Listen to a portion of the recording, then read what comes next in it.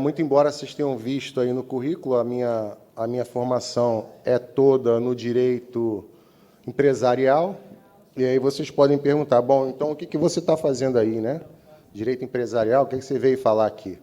É porque eu sou pai de autista, então meu filho vai fazer 16 anos, aqui no Rio de Janeiro, as pessoas na clínica onde meu filho se trata, eu sou o famoso pai do João, né? É pai do João. Quando eu chego lá, não é sempre que eu levo, as crianças, ele fica lá com as crianças, aquela confusão entre as crianças, aí chega uma e fala assim, o pai do João, eu falo, sou eu, pode responder aí que sou eu mesmo. Ou então as mães que conhecem o João, que eu estou levando, eu também sou o famoso marido da Denise. Porque, não é isso? Acho que não é, né? As meninas estão ali, as que conhecem me chamam pelo nome porque a gente já está lá há muitos anos, mas as que não conhecem querem falar alguma coisa com a minha esposa, então o marido da Denise, você pode dar um recado para ela? Posso dar um recado para ela. Então, pessoal, só essa pequena introdução para que a gente possa conversar um pouco sobre os aspectos legais da inclusão social em ambientes dos indivíduos com autismo. Aqui eu procurei trazer para vocês uma visão de todos os ambientes que eles frequentam. Mais aonde está na legislação, onde é que vocês podem buscar a proteção integral dos seus filhos. É claro que ninguém aqui, não vou passar para vocês, e também não é esse o interesse de vocês, de sair brigando com todo mundo e apontando. Isso é muito típico do estudante de direito, né? O estudante de direito está no primeiro período, ele já entra na faculdade e já quer arrumar confusão com o bar, com o garçom, porque ele já se sente o advogado e quer arrumar confusão com todo mundo. Não é o caso, pelo amor de Deus. Mas é importante que os pais saibam aonde está o direito do seu filho, para poder exigir, mas exigir da forma correta, utilizando os caminhos corretos. Então, é isso que eu procurei trazer aqui para vocês. É claro que nós temos pontos mais sensíveis, né, que é comum a todos, que está justamente na escola e que está justamente na questão com os planos de saúde. Então, é isso que mais afeta, é isso que os pais... Aqui a gente procura... nós temos também um ativismo dentro do mundo do autismo, que é através do Mundo Azul, né? Eu sou um dos fundadores, junto com a minha esposa, junto com outros casais também, que estão aqui. Então, por conta desse ativismo, a gente acaba também... envolvendo, escutando as histórias dos pais e ajudando na medida do possível. E nós encontramos muitas queixas, principalmente nas escolas e nos planos de saúde. Mas aqui, como o tema era na questão do ambiente onde as pessoas com autismo frequentam, então a gente vai dar uma pincelada nisso tudo, porém, com uma ênfase maior, e depois é aberto para as perguntas. Então, gente, vamos começar aqui. Para que vocês tenham uma ideia, por que eu começo pelo ECA, que é o Estatuto da Criança e do Adolescente? Tanto a criança quanto o adolescente, criança é de 0 até 12 anos. De 12 aos 17 anos, nós temos o adolescente. De 18 até os 29, já é outra legislação, que é o Estatuto da Juventude. Certo? Mas nós temos uma tríade de proteção, e isso é para qualquer criança e adolescente, certo?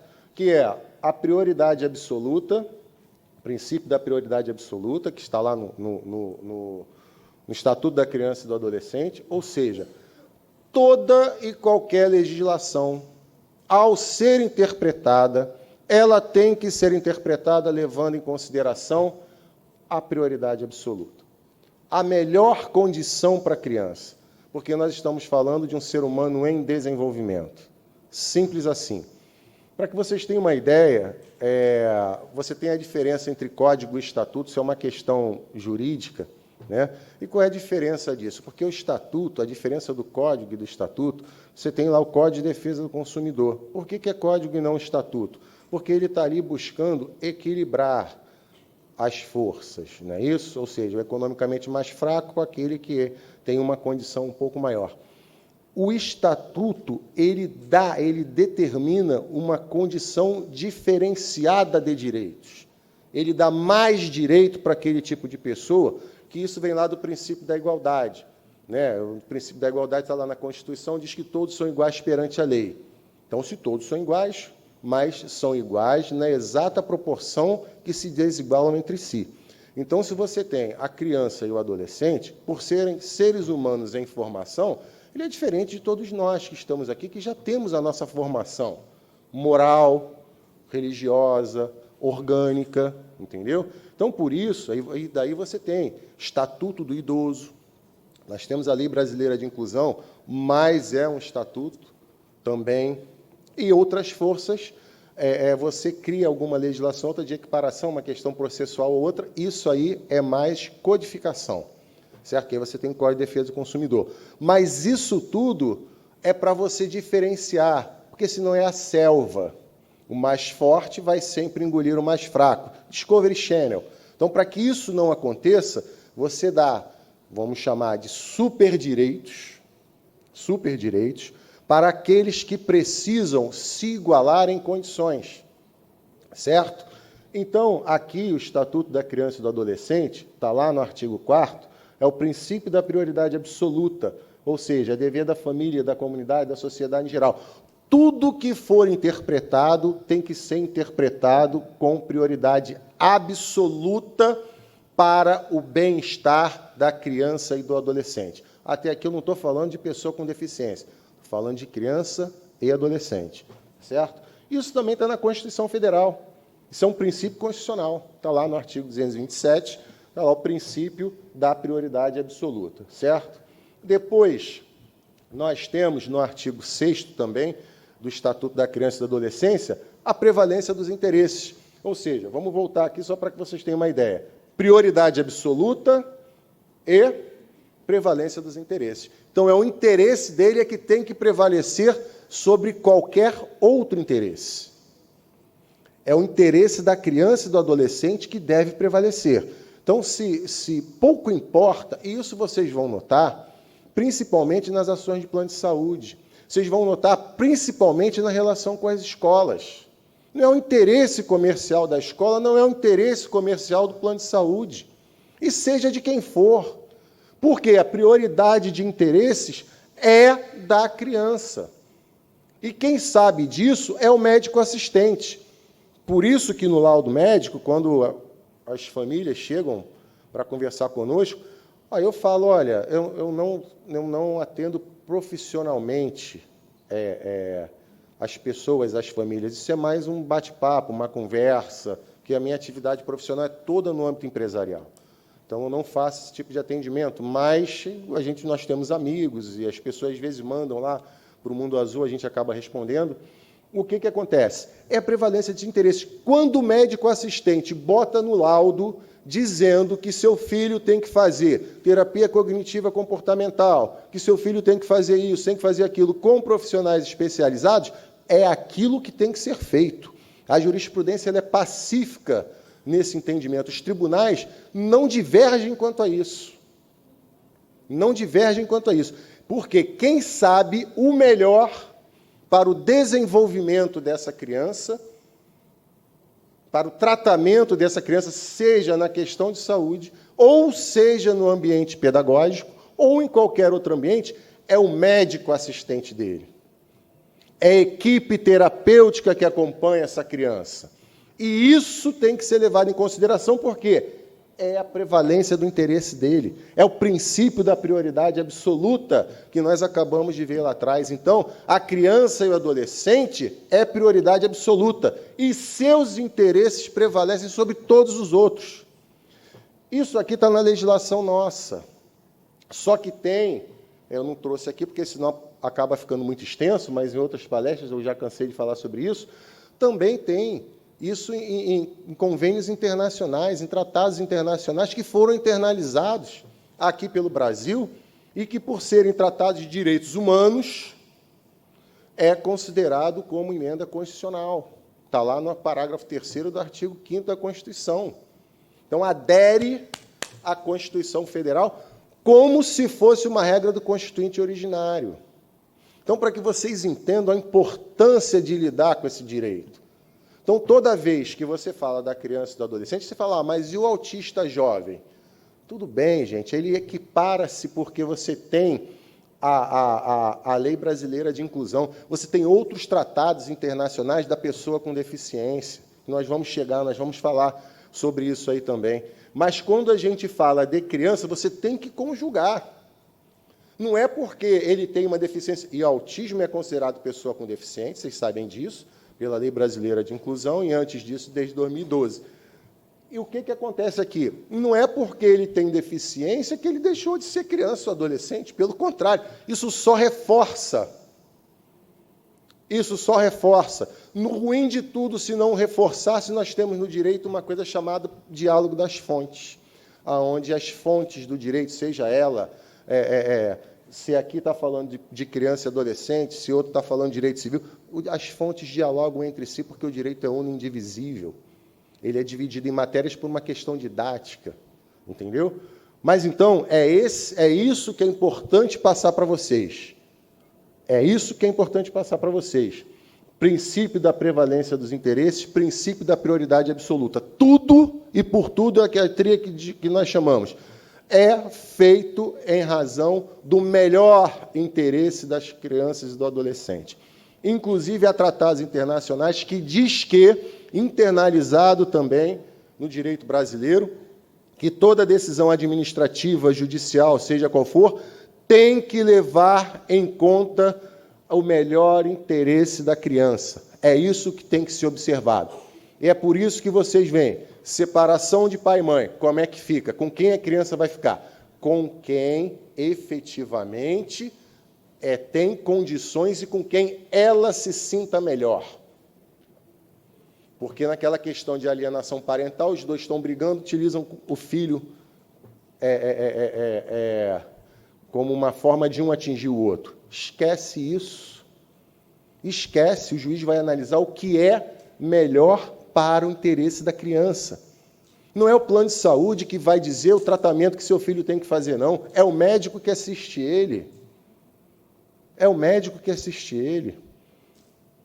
Deu para entender isso? Então, essa introdução aqui é importante. Nós aqui não estamos falando ainda só de crianças com autismo, mas isso aqui, criança e adolescente com autismo, mas isso aqui, ele norteia todo e qualquer direito que você possa achar que seu filho tem.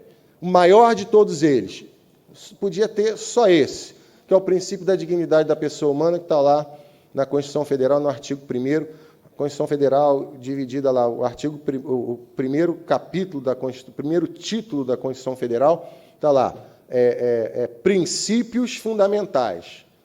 Aí vai até o artigo 4º. Dentre eles está lá no artigo 1º, dignidade da pessoa humana. Dignidade da pessoa humana é viver com dignidade. E ninguém vive com dignidade se os seus direitos não são respeitados. Certo? Bastaria só esse. Porém, você vai desenvolvendo mais isso, aí está lá, vem os direitos fundamentais, lá estão os princípios, depois os direitos fundamentais. É o capítulo 2. Aí vem lá no título 1, todo o artigo 5º, e depois, no título 2, está lá os direitos sociais. Saúde, educação, transporte, como direito fundamental. Então, ele tem direito fundamental à educação, ele tem direito fundamental à saúde, tem direito fundamental. Isso está lá. E de que forma? Com a prevalência dos interesses e prioridade absoluta. E tudo voltado para o melhor interesse deles. Isso está na legislação. Basta interpretar e fazer direitinho para que o juiz entenda. Está dando para entender até aí, gente? Ou está muito juridiquês essa situação toda aí? Pode falar que a gente aqui está batendo. Eu sou pai de autista, então a gente tem que estar conversando sobre isso. Eu sou pai de autista com uma formação jurídica. Simplesmente assim, podem, se tiver carregado aí, vocês vão dizendo. Bom, aqui está todo o amparo da legislação brasileira, a pessoa com autismo. É claro que não só a pessoa com autismo, mas o autista ele é considerado pessoa com deficiência, então as leis que regram as pessoas com deficiência, o autismo aí está protegendo.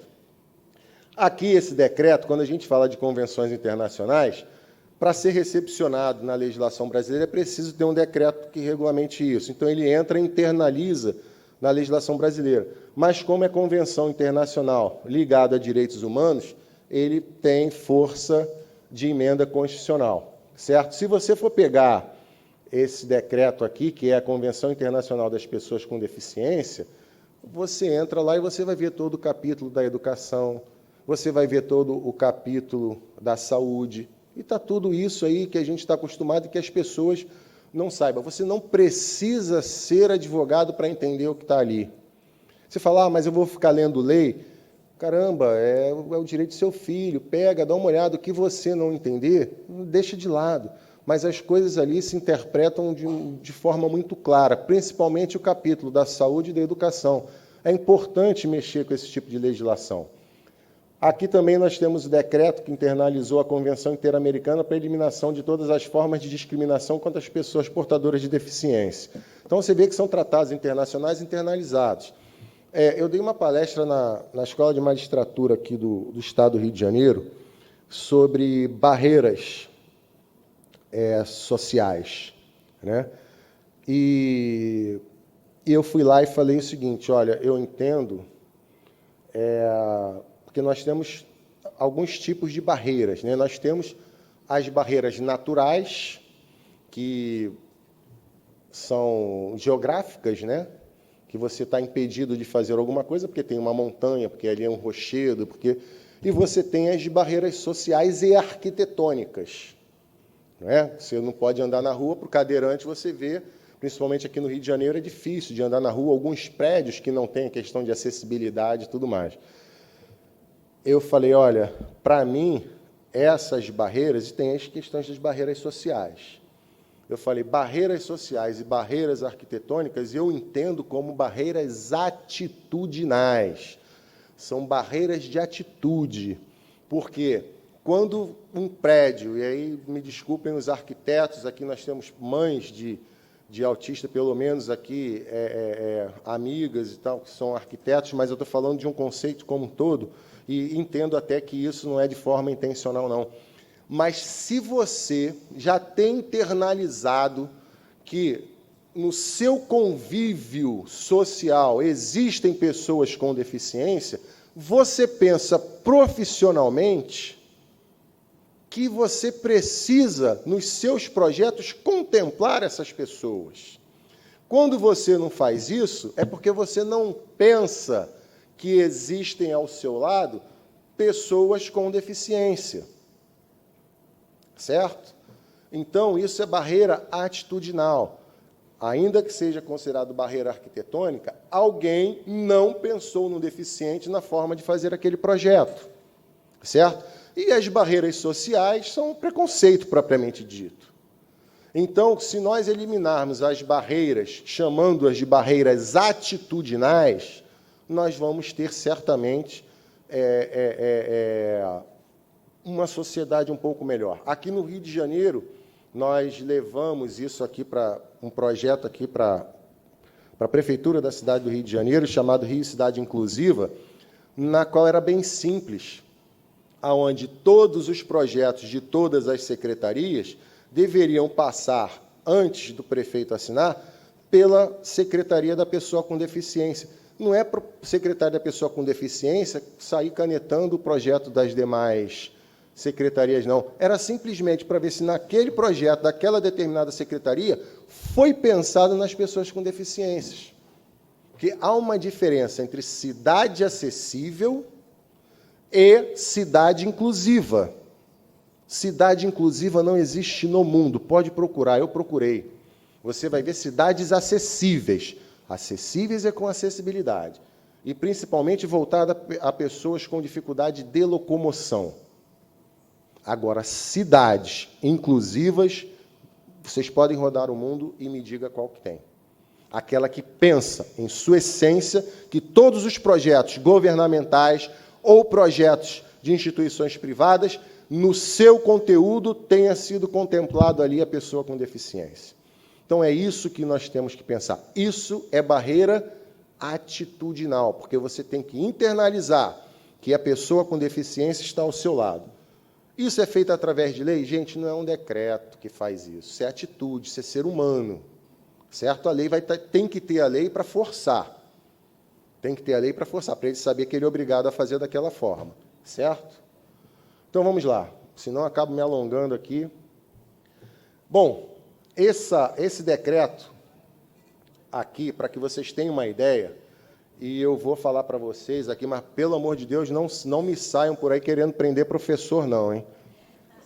Esse decreto aqui, no artigo 8º, ele pune com pena de 1 a 5 anos aqueles que, está lá no inciso 1º, aqueles que, por qualquer motivo, não aceita a pessoa com deficiência na escola ou cria qualquer tipo de dificuldade no aprendizado daquela pessoa.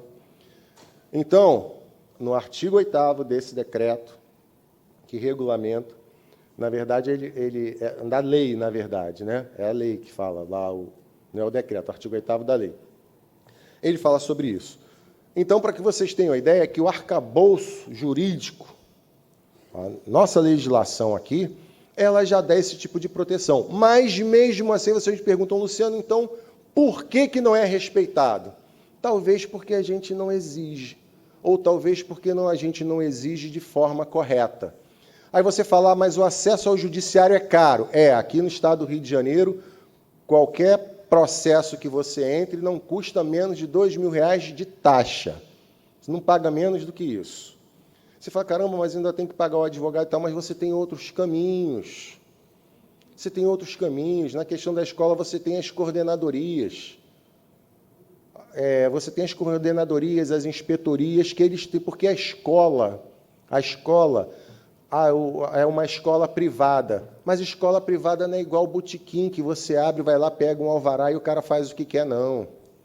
A escola, ela é autorizatária do poder público. Ela tem que fazer, para você, se você hoje quiser criar uma escola, ter uma escola, você tem que fazer um projeto pedagógico, e um projeto, não só pedagógico, mas um projeto arquitetônico também, mandar isso para o Conselho Municipal, se você for trabalhar só com educação infantil, ou para o Conselho Estadual de Educação, se for ensino médio fundamental, que ali vão analisar se aquele projeto está de acordo e atende às diretrizes da matriz educacional brasileira, que é sobre a perspectiva da educação inclusiva, documento MEC. Bota aí no Google agora se a legislação educacional brasileira não é na perspectiva da educação inclusiva.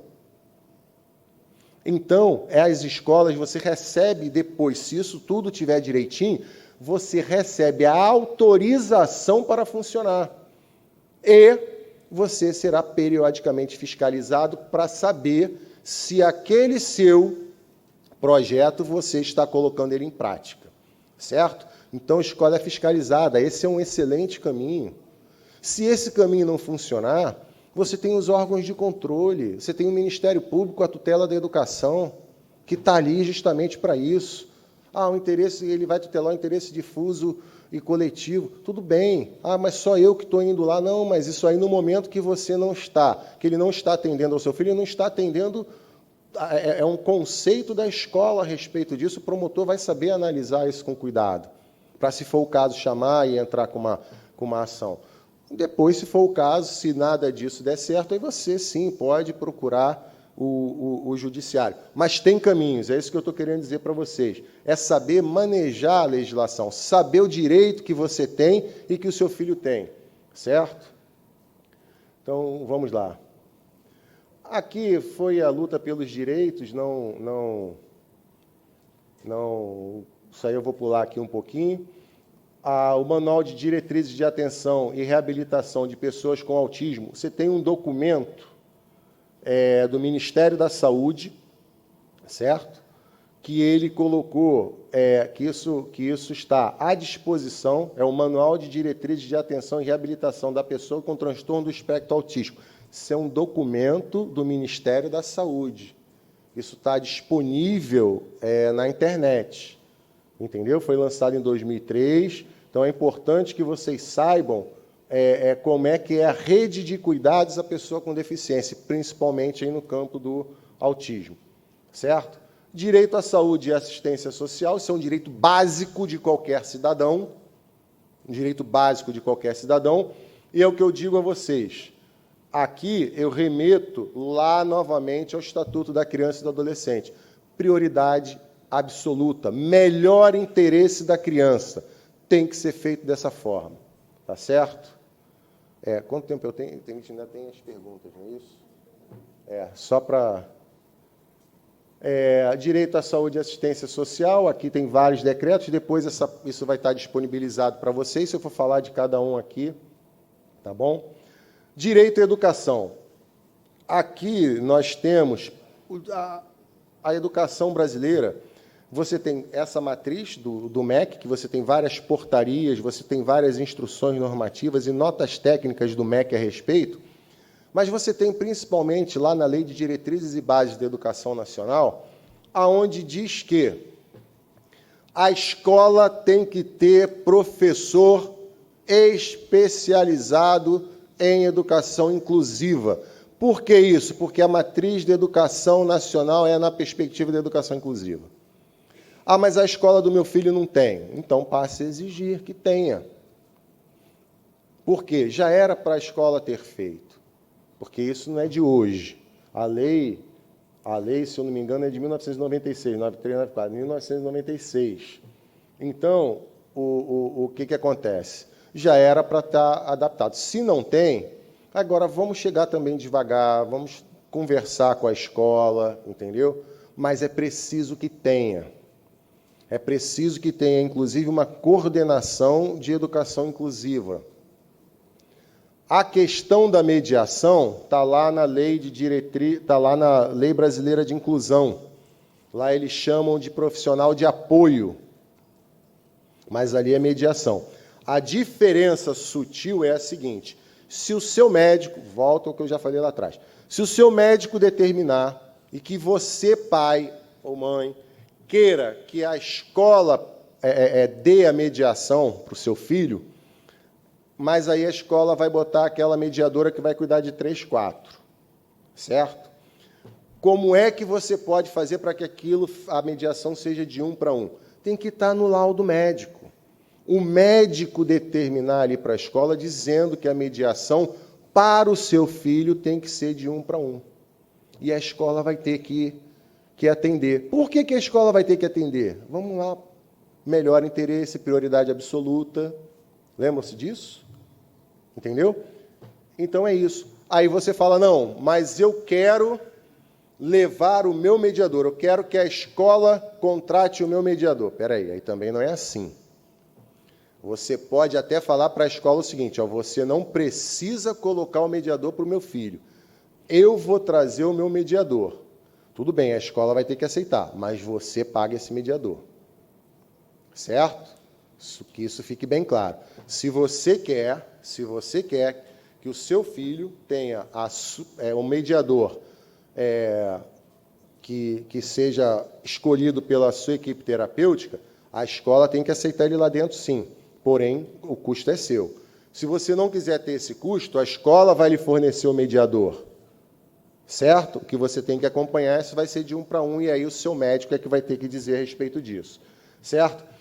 E é claro que tem também atendimento educacional especializado, salas multifuncionais, ou seja, tudo isso está na legislação. Meu filho, aqui na escola dele, faz o atendimento educacional especializado.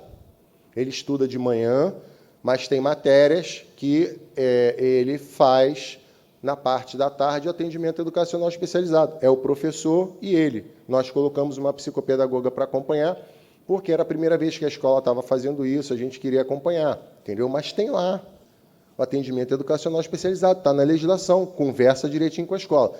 É claro que a escola vai sempre resistir, porque isso gera um custo para a escola, certo? Aí você fala, Luciano, isso é justo? Aí eu teria que filosofar aqui sobre o conceito de justo e justiça. Mas não é o caso. Mas, no direito brasileiro, lá no artigo 3º da Constituição, lembra que eu falei que está lá dentro ainda do capítulo dos princípios fundamentais, tem o princípio do solidarismo. E a escola, ela pode colocar isso nos seus custos e que isso vai estar dentro de um custo universal, certo? Aí você fala, mas é justo que outros paguem por isso, mas pense que você também, aqui na sua vida comum, você paga também por uma série de coisas que outras pessoas utilizam, porque é assim no direito em sociedade. e o princípio do solidarismo, é isso. E está lá nos princípios constitucionais que você tem que ter uma sociedade livre, justa e solidária, certo? Então, aí é uma reflexão que fica. E aí, a gente vai falando aqui, o direito à georreferenciada, a matrícula georreferenciada, isso é bom para quem faz uso da escola pública, né? Que a escola, por que a matrícula georreferenciada? O seu filho tem que estudar próximo da sua casa. Isso é georreferenciado, certo? Isso é uma determinação, isso está no Estatuto da Criança e do Adolescente, lá no artigo 53, que determina que o poder público, na hora de fazer a matrícula, tem que ser feita de forma georreferenciada, certo? Bom, direito ao trabalho, essa aqui não é uma questão só feita para autismo, mas sim para as pessoas de uma forma em geral. Nós temos aí, hoje, as empresas têm até uma certa dificuldade de achar pessoas com deficiência para trabalhar, e não há uma grande dificuldade com relação a isso. Tem uma empresa maravilhosa, acho que o Marcelo vai falar sobre isso aqui, que é da Specialisterne, faz um trabalho lindo. Não sei se ele já palestrou, se vai palestrar ainda aqui para vocês, e aí ele vai falar muito bem disso aí. Mas hoje não há dificuldade com relação a isso. Direito à acessibilidade, né? Ainda está muito incipiente isso. A acessibilidade está mais voltado para as pessoas com dificuldade de locomoção, certo? Aqui no estado do Rio de Janeiro, nós criamos a lei da fila. Aqui, autista não fica em fila. Enfim, isso é uma forma de acessibilidade. Não porque a gente não quer enfrentar fila com nossos filhos, é porque a condição dele, muitas vezes, vocês sabem que não dá para ficar. Não dá para ficar, entendeu? Mas também não tem muita dificuldade com relação a isso. Direito a esporte, cultura e lazer. Muitos dos eventos, principalmente os eventos que têm algum tipo de isenção ou patrocínio de programas governamentais, eles dão aí meia entrada, enfim. Direito à isenção fiscal, isso aqui vocês também têm conhecimento, que vocês podem comprar carros de até R$70 mil com isenção de PVA, com isenção de IPI e ICMS, carros acima de R$70 mil apenas com a isenção do IPI. Isso é uma questão muito fácil de se fazer, basta ir nas concessionárias e lá eles resolvem tudo isso para vocês. Crimes contra a pessoa com deficiência, conforme eu falei, aquele artigo 8º, né? E fora isso, está lá no Código Penal também, com o agravante de que ele é pessoa vulnerável, certo? Então, aqui de uma forma mais específica, que está nesse artigo 8º que eu falei para vocês, mas o Código Penal também está aí para resolver isso, tá? Estatuto da Pessoa com Deficiência, vale a pena vocês lerem, principalmente o capítulo da saúde e da educação, tá bom? Olha, esse aí, deixa eu dizer para vocês, basta ir na concessionária, lá eles têm a chamada venda direta ao consumidor. Fica uma mesinha lá, você chega, pergunta a eles, eles fazem tudo, você não tem nem custo com o despachante. Em 30 dias você está recebendo seu carro. Em 30 dias. E outra, você também não paga o IPVA, fica isento do IPVA. Tá? E o IOF também, se você fizer o financiamento do veículo, o IOF do veículo, você também, o IOF do financiamento você também não paga, tá? Antigamente você podia trocar o carro a cada 2 anos, então você bota uma depreciação de 20%, você estava sempre com um carro novo, hoje é de 4 anos, mas é muito bacana isso. Eu tenho um carro desse, nessas condições que eu comprei para o meu filho mais velho. Aí você fala, comprou para o mais velho? Comprei, eu pago um monte de coisa, não me critica não. Eu pago tratamento caro, pago um monte de coisa, me sentindo direito. Então, vamos lá. E, para finalizar, para que vocês possam fazer perguntas, é só uma frase. O que torna irrealizável um sonho não é o sonho em si, mas a inércia de quem sonha. Ou seja, vamos praticar, o direito está aí, está disponível, tá bom? Vamos perguntar. Hoje tem uma rede social muito grande aí que vocês podem tirar as dúvidas, tá bom, gente? Bom, esse era o recado que eu tinha para passar aí para vocês. Desculpe se me alonguei, tá bom? Era isso aí. Um abraço, pessoal. Obrigado.